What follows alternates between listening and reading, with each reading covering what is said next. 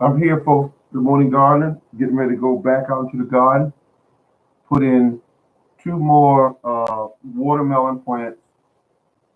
I love the way I'm planting them this year with manure and also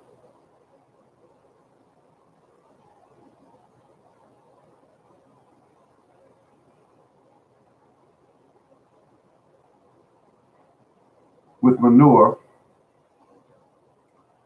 and also using a lot of well, organic fertilizer. But I'm so happy how I did my soil. My soil is definitely doing good because of the chop and drop. And the chop and drop to me is absolutely amazing. The way that my soil is so crumbly and loose and everything. Um, I dig my holes in my soil pretty much with it's called a manure fork. I simply loosen the soil up with the manure fork. Once it's loose, then I go ahead and once I loosen the soil up, um, I just simply pick uh, the uh, the weeds off the top of it because it can't stay in the soil since you loosened it up. It can't stay there. It just comes right up. And I toss the group of weeds right to the side, and they in turn a fertilizer. Beautiful chop and drop. Chop and drop is a wonderful thing. I like it, folks. I'm just happy because of how the soil's behaving. Now, to give you a good example, um, I have a video up, and I'd like for you to go watch it if you get time. It's the same name as this stream. Look for that video, and I think you're going to find it quite enlightening. It's going to definitely change your mind about weeds. And going to change your mind about working hard and digging in the soil. I was watching a video last night where a guy was just he about in his looked like he was in his 70s, and he was just hammering and digging in this soil and just killing himself. And I looked at him and I'm thinking, wow, that used to be you. I don't do that anymore. I use two primary tools. One is a cylindrical uh, spade, a small, slender spade, because it's easier to go into clay soil. I use also a manure fork. All I do is go with the manure fork, loosen the soil up. Then I take all I do with the spade, the cylindrical spade, is remove the soil from that area and set the plant down in there, and then cover it up. And then I put in my organic fertilizer. Then comes the manure. Then comes the liquid fertilizer. Folks, it's on and it's happening. It's on and it's happening. This is the morning gardener, and get ready to cut out of here. Oh, thank you for the thumbs up. Thank you for the thumbs up. I appreciate that. And it's a crazy thing because we're gonna have to grow more food. We're gonna have to. The world right now is too unpredictable right now to be playing around. Oh, and I'm gonna call up a store today. A lot of you know about this store called Stock Brothers. And if you ask me about Stock Brothers, thank you for info. Oh, no problem. I wish I knew which. Oh, the info about the. I'm just putting it out there, Mr. J. I'm putting it out there because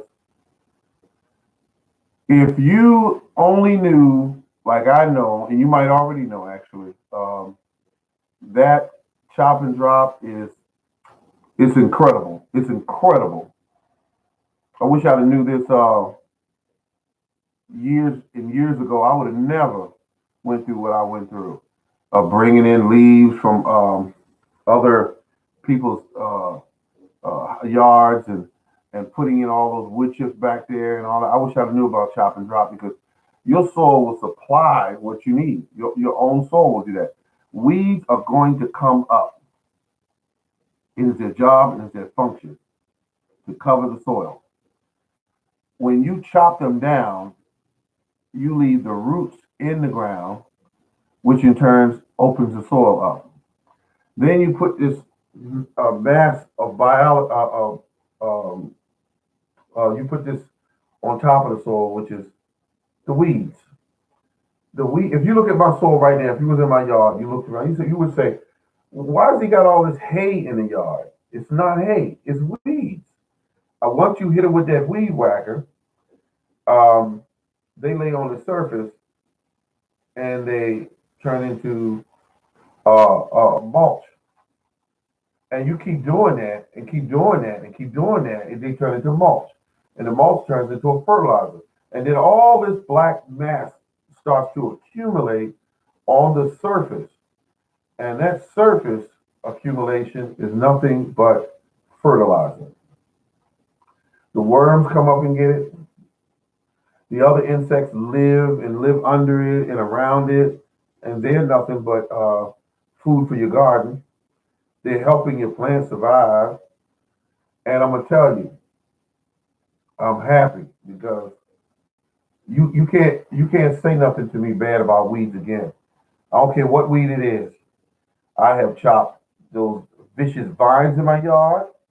I've chopped them down. I've chopped down all kinds of whatever dandelions, all kinds of weeds. Some of them I don't know the name of them, and I cut all these vicious uh, vines and things down, and all they become is fertilizer.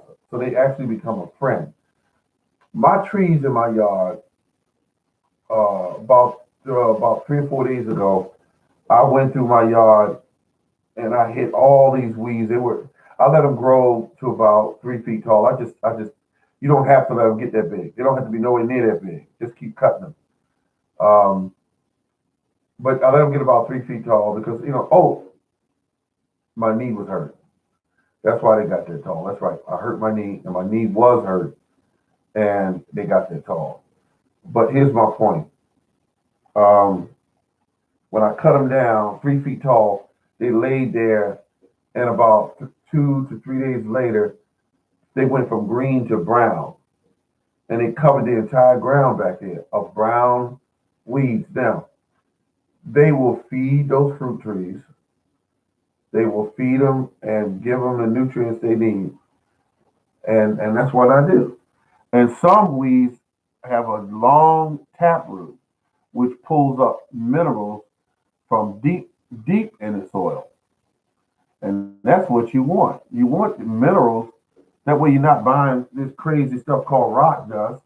You're not buying it because you're already putting minerals in your soil on top where your plants can get to it. Um, I did a beautiful job, but I want you to do me a favor. Look at the name of this video. Go and look at that video I just did. That's got the same name as this video. Look at what is happening to my soil. Look at the number of worms. Look at the way. Look at the texture of the soil using the video. Look at the texture, and you'll see what I'm talking about. Chop and drop is a godsend. All you need to do is go to Walmart, and I will tell you to purchase this, and purchase yourself. Good morning. Good morning. Purchase yourself a manure fork. You might find it at Home Depot, but I found mine at I found it I found it at Walmart. Wooden handle, steel spokes, and it does a beautiful job. I had it for years. I think I spent $8 for it, 12, no, about $8, and the fork is beautiful. The fork, I loosen the soil up with it. Just loosen the soil. I don't do nothing but stick that thing all the way down to 8 inches deep, lean back on it, go pick it out of the soil, put it back in about 2 inches from that or 4 inches from that, lean back, lean back, lean back. It's 8 inches across the chimes of 8 inches across. And then once you get it how elongated you want the hole, then you go over uh, to the other side of it, and you make it 8 and 8 is 16 inches across. So then you got a hole this big that you just go up there, and you're not ruining your soil when you do that, because all you're doing is lifting up and dropping back, pull it out, put the thing back in there, lift it up, pull it out, lift it up, and what you'll do is you'll get better at it as you keep doing it. Now, if you do it for the first time, it's going to be a little tougher. But here's what you do. You put the fork in halfway and lift it. And then halfway and lift it. Then start putting it all the way. Because once you open that hole up, it's going to start opening it up. The chimes will go into that soil real easy because of the simple fact that they're chimes, they're elongated spokes that will go through clay soil real easy. Now, once you do that, I've done it with nothing but weeds along the whole surface. I didn't touch them. I didn't cut them off. Didn't cut them back or nothing. All I did was lift, and then went ahead and took my hand like this, and just picked up the weeds and set them on the side and shook them off, and that's it. They'll come right out of the ground once you loosen it up. And you got a hole that big, 2.5 feet across. And when you do that, think about this. You plant that plant right in the center of that hole. And once you plant it in the center of the hole, you got all this room for these roots to grow. That's what you got. They go down when you have less rain that year, and they go out like that when you have a lot of rain. Lot of rain. So you have enough room. Remember, you're trying to grow the roots as big as you're trying to grow the plant on top. Just give those roots some room. Loosen that soil up. Allow the roots to run outward. And that's what you want to do, folks. I don't want to preach to you all morning, but I feel very passionate about this because it actually works. And when you start putting them chimes in the ground and start rocking that soil back and forward, wait till you see the number of, if you have any earthworms in your garden now, wait till you see the number of worms that run up to the surface when you start doing that. They run up to the surface. And when you pick up the weeds, you'll find them in the weeds because they just shoot up through the ground. Shoot up through the ground when you put that fork in there. So keep that in mind. Get into your gardening and have some fun. And I guarantee you, watch this. You're going to find yourself, all your garden tools you're not going to use but just those two tools. If you get a manure fork and you get yourself a shovel to remove the stuff from the hole. I told you I got the elongated one. It's about that slim. It's about 12 inches deep. And the reason why I got it 12 inches deep, I bought that at where's it? Home Depot. It's got a green handle. That's how you tell. And it's a cylindrical spade. And the reason why I like that shovel is because when I want to put long, sometimes you get long tomato plants, you can set that thing all the way down there about almost 12 inches down and then cover it up. And I'm going to tell you what happens to a tomato when you put it deep in the ground. When you put that tomato deep in the ground, you get more tomatoes. And I think that's what we all want. Somebody left a message. The video, they went and checked it out. They were just watching it here, and they switched off and went and checked it out. Because I'm telling you, it's a monster. Thanks for update. That's what somebody just wrote. Folks, look at the name of this video, of this live stream, and go find that video and look it up. And tell me what you think. Leave some feedback on that. This has been the Morning Gardener. I'm going outside now to put in 2 or maybe 3 watermelon plants because I got that. And I want to put them in. I want to get my watermelons on their way started because they're already growing in a cup, and I want to get them out there and get them done and get them going. So thank you very much for tuning in. And this has been the Morning Gardener Show. And remember, keep on growing, folks. Keep on growing.